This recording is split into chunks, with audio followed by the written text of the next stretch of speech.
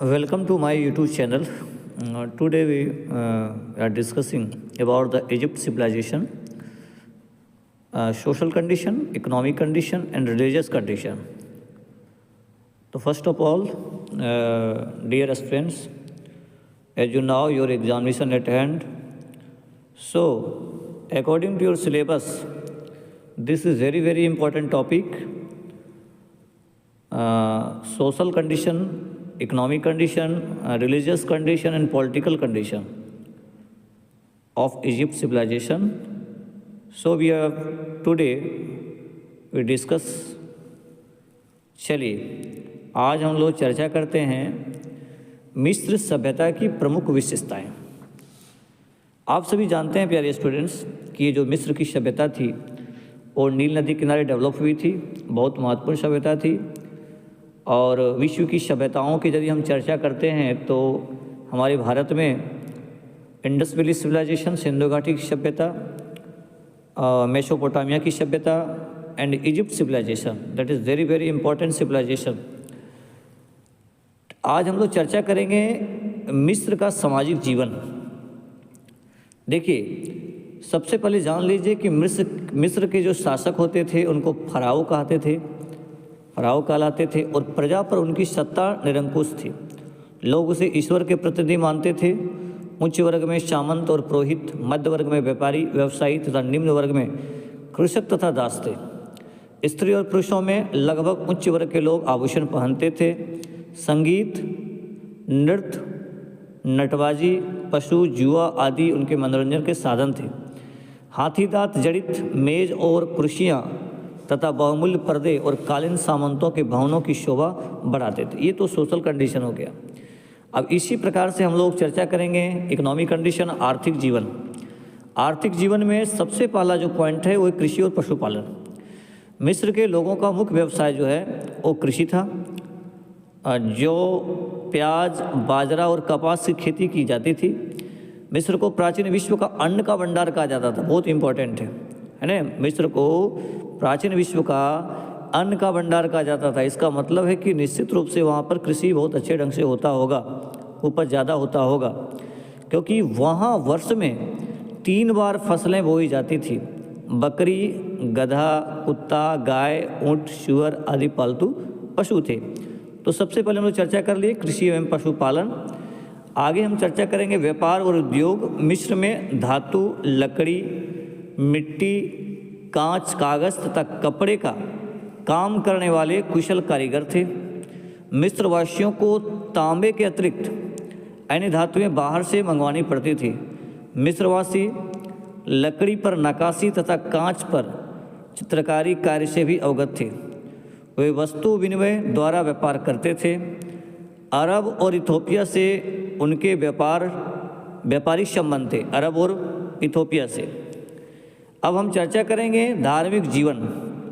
मिस्र वासियों के प्रमुख देवता रा यानी सूर्य, औसरियम नील नदी तथा सीन चंद्रमा थे। उनके देवता प्राकृतिक शक्तियों के प्रतीक थे।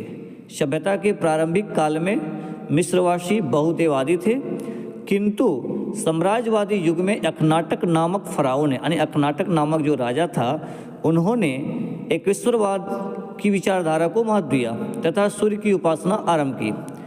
हम थोड़ा सा चर्चा करते हैं ज्ञान एवं विज्ञान का। देखिए, मिस्र के लोगों ने तारों और सूर्य के आधार पर अपना कैलेंडर बना लिया था तथा वर्ष के 360 दिन की गणना कर ली थी।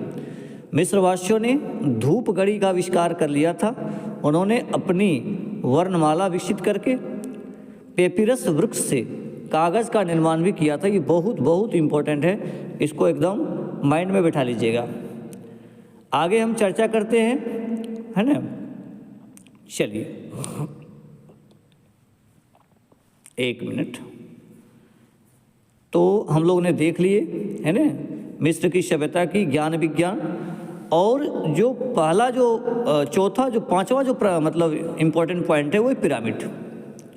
ठीक है, आप सभी जानते हैं कि मिस्रवासियों का विश्वास था कि मृत्यु के बाद शव में आत्मा निवास करती है, अतः वे शव पर एक विशेष तेल का लेप करते थे। इससे सैकड़ों वर्षों तक शव सड़ता नहीं था। जो मुर्दा होते थे ना, वो सड़ते नहीं थे। शवों की सुरक्षा के लिए समाधियाँ बनाई जाती थी, जिन्हें वे लोग पिरामिड कहते थे। पिरामिडों में रखे शवों को ममी कहा जाता था। बहुत इंपॉर्टेंट है। मिस्र के पिरामिडों में गीजे का पिरामिड प्राचीन वास्तुकला की दृष्टि से सर्वश्रेष्ठ कलाकृति है।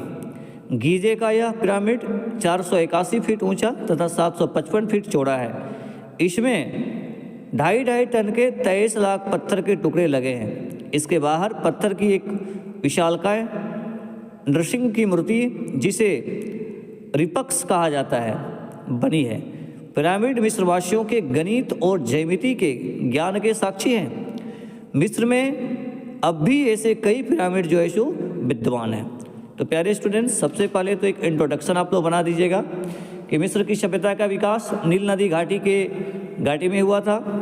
अफ्रीका के लोग नील नदी को गंगा की भांति पवित्र मानते थे, क्योंकि प्राचीन काल में मिस्र के सुख और समृद्धि के कारण नील नदी ही रही है।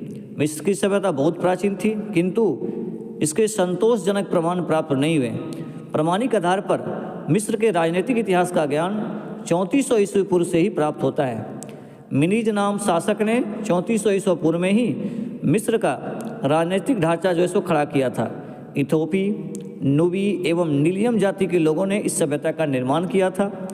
मिस्र की सभ्यता के इतिहास में पिरामिड युग, सामंतशाही युग एवं साम्राज्यवादी युग विशेष उल्लेखनीय है। इनमें से पिरामिड युग सर्वाधिक महत्वपूर्ण था।